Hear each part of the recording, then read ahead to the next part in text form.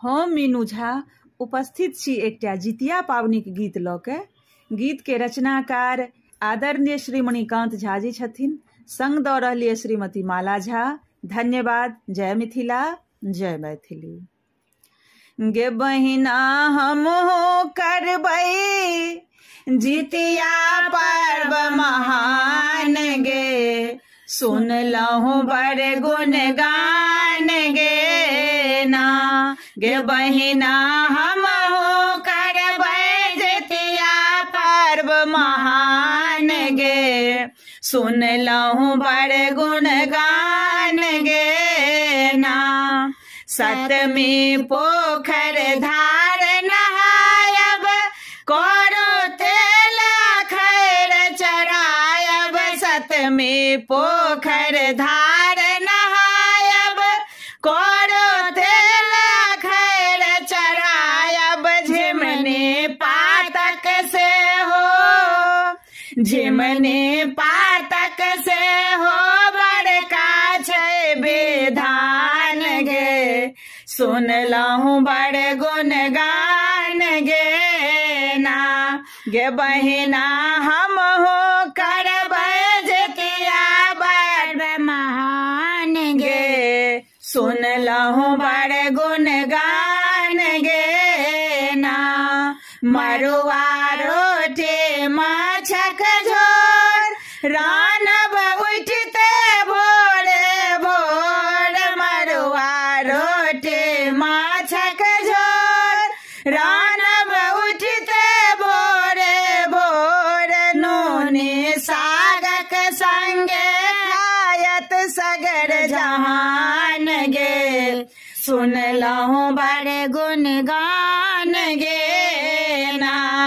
नूनी सागक संगे खायब सगर जहान गे, सुनलहुँ बड़ गुणगान गे ना। अष्टमी सहबै हम निखंड, पूतक अरदा रहत अखंड। अष्टमी सहबै हम निखंड, पूतक अरदा रहत अखंड। मणिकांत लेखल गायब गीतक गान गे, सुनलहुँ बड़ गुणगान गे ना। गे बहिना हमहु करबै जितिया पर्व महान गे, सुनलहुँ बड़ गुणगान गे ना। हम मीनू झा प्रणाम करै छी समस्त मिथिलावासी के। एकटा जितिया के गीत लऽ कऽ उपस्थित छी। एहि गीत के रचनाकार श्रीमती झा कल्याणी सखी छथिन। बहुत बहुत धन्यवाद सखी अपने के, और सब गोटे के जितिया के बहुत बहुत शुभकामना। जय मिथिला, जय मैथिली। कमला आ कोसी नहेबै सखी है जितिया, उपास हम करबै। कमला आ कोसी नहेबै सखी है जितिया, उपास हम करबै। हिलमिल शीतल जल भरबै सखी है जितिया, उपास हम करबै। सुनै छियै सखिया हे पाबनि छै भारी, निर्मल अछिंजल लै निपबै दुआरी। सुनै छियै सखिया हे पाबनि छै भारी, निर्मल अछिंजल लै निपबै दुआरी। हमहु कठिन व्रत करबै सखी है जितिया, उपास हम करबै। कमला आ कोसी नहेबै सखी है जितिया, उपास हम करबै। डाली सजायब सखी औकरी मखान सौ, खीरा आ केरा नारिकेल फूल पान सौ।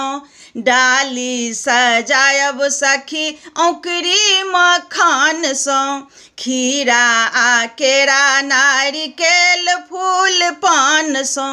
विधिवत कथा हम सुनबै सखी है जितिया, उपास हम करबै। कमला आ कोसी नहेबै सखी है जितिया, उपास हम करबै। पारण करब सखी नौमी के तिथिया, कर जोड़ी गोर लागत बौआ आ बुचिया।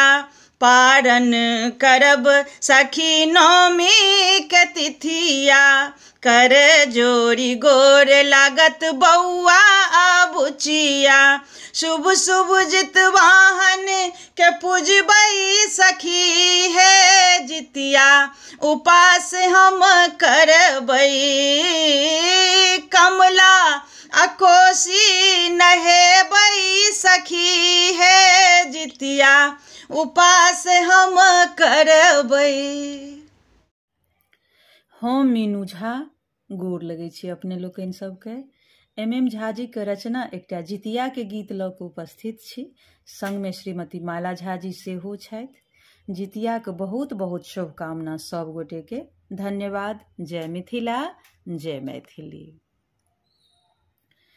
आबि गेलै जितिया के दिन यो, दिया साड़ी पिया कीन यो।